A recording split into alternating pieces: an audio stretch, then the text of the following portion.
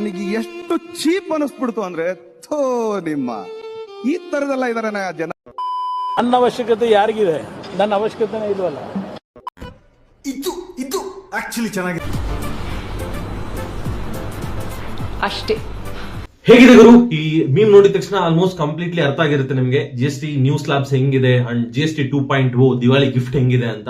ಒಂದು quick recap ಹಾಕೊಂಡ್ಬರೋಣ.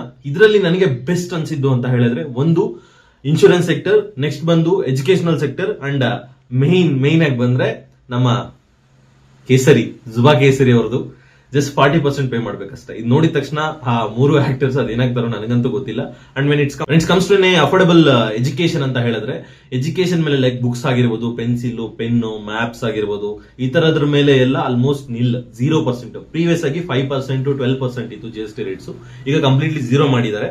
And uplifting the farmers and agriculture ಅಂತ ಬಂತ ಹೇಳಿದ್ರೆ, ಮೇನ್ ಥಿಂಗ್ ಟ್ರಾಕ್ಟರ್ಸ್ ಮೇಲೆ ಪ್ರೀವಿಯಸ್ ಆಗಿ ಒಂದು ಟೈರ್ ತಗೋಬೇಕು ಅಂತ ಹೇಳಿದ್ರೆ 28% GST ಇರ್ತಾ ಇತ್ತು. ಈಗ ಅದರ ಮೇಲೆ 5% ಎಲ್ಲದಕ್ಕೂ, ಟ್ರಾಕ್ಟರ್ ಆಗಿರ್ಬೋದು, ಟೈರ್ಸ್ ಆಗಿರ್ಬೋದು, ಇಲ್ಲ ಇಂಜನ್ ಆಯಿಲ್ ಆಗಿರ್ಬೋದು, tractor related and farming related tillers ಈ ತರ ಎಲ್ಲ ಬರುತ್ತಲ್ಲ, ಇದಕ್ಕೆಲ್ಲ ಮ್ಯಾಂಡೇಟರಿ 5% ಇರುತ್ತೆ. ಪ್ರೀವಿಯಸ್ ಆಗಿ 28 ಇಂದ 18% ಇತ್ತು, ಈಗ 5% ಮಾತ್ರ ಮಾಡಿದ್ದಾರೆ. ಮೇನ್ ಅಂದ್ರೆ ಇನ್ಶೂರೆನ್ಸ್ ಅಂತ ಬಂದ ಹೇಳಿದ್ರೆ, ಪ್ರೀವಿಯಸ್ ಆಗಿ 18% ಇತ್ತು, ಈಗ ಕಂಪ್ಲೀಟ್ ನಿಲ್.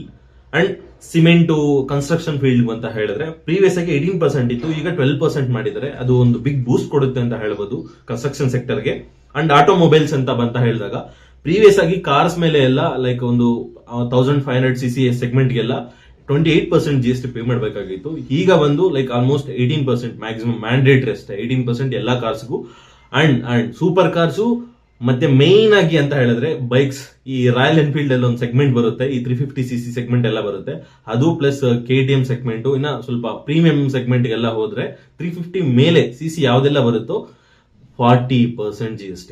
ಈಗ 40% GST ಯಾರು ಕಟ್ಟಬೇಕು ಅಂತ ಹೇಳಿದ್ರೆ, ಒಂದು ರಾಯಲ್ ಎನ್ಫೀಲ್ಡ್ ಓನರ್ಸ್ ಮತ್ತೆ ನಮ್ಮ tobacco lovers. And sorry to say this, ಕುಡಿತಿದ್ರು ನಿಮ್ಗೂ ಒಂದು ಏನಂತಾರೆ, ಒಂದು ಬ್ಯಾಡ್ ನ್ಯೂಸ್ ಅಂತ ಹೇಳ್ಬೋದು. ಬಿಕಾಸ್ ನಾನು ಕುಡಿಯಲ್ಲ, ನನಗೆ ಆ ಫೀಲ್ ಹೆಂಗಿರುತ್ತೋ ಗೊತ್ತಿಲ್ಲ.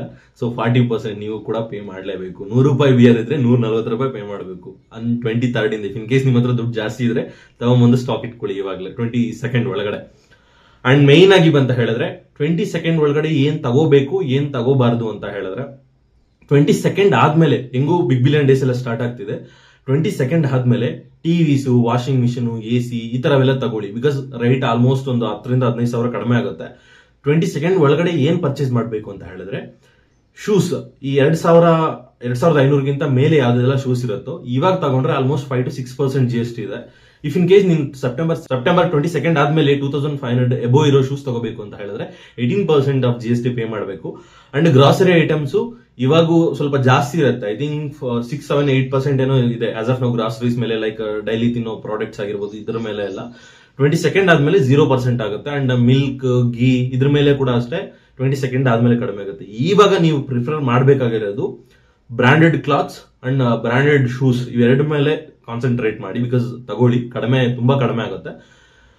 ಹೋಪ್ ಇದು ಕಂಪ್ಲೀಟ್ ರೀಕ್ಯಾಪ್ ಅಲ್ಲ, ಕ್ವಿಕ್ ರೀಕ್ಯಾಪ್. ಅಂದ್ರೆ ನಮಗೆ ಪ್ರತಿನಿತ್ಯ ನಮ್ಗೆ ಏನೇನು ಹೆಲ್ಪ್ ಆಗುತ್ತೋ ಇದು ಮಾತ್ರ ನಾನು ಹೇಳಿದೀನಿ. ಇಫ್ ಇನ್ ಕೇಸ್ ನಿಮ್ಗೆ ಇನ್ನೂ ಯಾವ್ದಾದ್ರು ಎಕ್ಸ್ಟ್ರಾ ಬೇಕು ಅಂತ ಹೇಳಿದ್ರೆ ಒಂದು ದೊಡ್ಡ ಸೆಷನ್ನೇ ಮಾಡೋಣ. ಒಂದು 2-3 GST ಎಕ್ಸ್ಪರ್ಟ್ಸ್ ಜೊತೆ ಒಂದು ದೊಡ್ಡ ಸೆಷನ್ನೇ ಮಾಡೋಣ, ಇಲ್ಲ Q&A ಸೆಷನ್ ಮಾಡೋಣ. ಇದಕ್ಕೆ ನಿಮ್ಗೆ ಏನಾದ್ರೂ ಡೌಟ್ಸ್ ಇದ್ರೆ ಕಮೆಂಟ್ ಬಾಕ್ಸ್ ಅಲ್ಲಿ ತಿಳಿಸಿ, ನಾನು ತಪ್ಪದೆ ನಿಮ್ಗೆ ರಿಪ್ಲೈ ಕೊಡ್ತೀನಿ. ಅಂಡ್ ಇಲ್ಲಿ ತನಕ ವಿಡಿಯೋ ನೋಡಿದ್ರೆ ಅಂತ ಹೇಳಿದ್ರೆ ಸ್ವಲ್ಪ ಆದ್ರೂ ಕಂಟೆಂಟ್ ಇಷ್ಟ ಆಗಿರುತ್ತೆ, ಆದಷ್ಟು ಸಬ್ಸ್ಕ್ರೈಬ್ ಮಾಡಿ ಗುರು. ಆದಷ್ಟು 1K ನಿಯರ್ ಇದೀವಿ. Thank you so much. ಸಿಗೋಣ ನೆಕ್ಸ್ಟ್ ವಿಡಿಯೋ ಅಲ್ಲಿ. ಬಾಯ್.